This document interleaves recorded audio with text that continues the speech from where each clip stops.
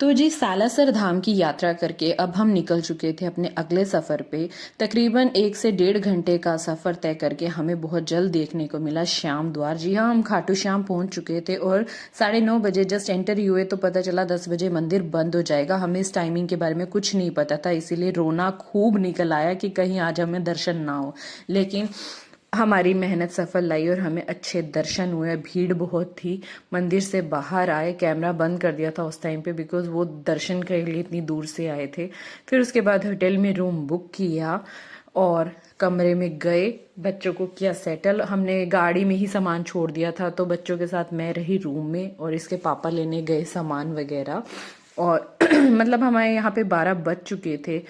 फिर सुबह जल्दी उठे लेकिन पापा बेटी सोए थे बिकॉज पापा बहुत पूरा दिन का सफ़र तय करके आए थे, खुद ड्राइव करके थके हुए थे। तो डिसाइड किया, मेरे बेटे के साथ मैंने डिसाइड किया कि हम चलते हैं शॉपिंग पे बिकॉज ये जल्दी उठ गया था।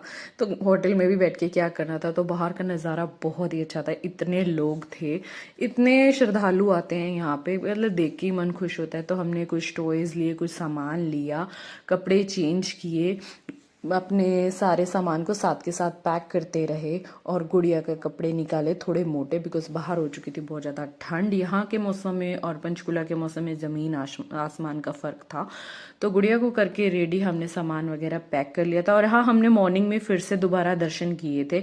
तो पकड़ा टुक टुक की सवारी यहाँ पे बेस्ट है। किसी भी पार्किंग में अपनी गाड़ी लगाओ, उसके बाद टुक टुक में घूमो। तो टुक टुक में हमारी बच्चे मतलब भाविक पहले बैठा है वृंदावन में, बट गुड़िया नहीं बैठी थी तो उसको बैठाया।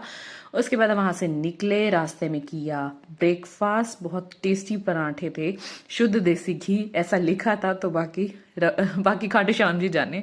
तो फिर हम निकले राजस्थान से बाहर और राजस्थान से बाहर निकलने के बाद हम बहुत घंटों के बाद, मतलब 2-3 घंटों के बाद हम हाईवे पकड़ा और फिर लंच के लिए हम रुके। और यहाँ पे हाईवे पे बेस्ट चीज़ ये है कि हर जगह बच्चों का पार्क बनाया हुआ है, तो थोड़ी देर बच्चों को भी मस्ती करने दिया बिकॉज इतनी घंटों तक बच्चों को गाड़ी में पैक करना बहुत मुश्किल है। और इस बीच पति देव को आने लगी थी नींद क्योंकि आज था दूसरा दिन लगातार ड्राइव करते करते, तो कॉफ़ी की पड़ी ज़रूरत। उसके बाद हमें दिखा अम्बाला का अम्बाला का टोल प्लाजा एरिया दिख गया, तो वहां से पता चल गया अब घर दूर नहीं।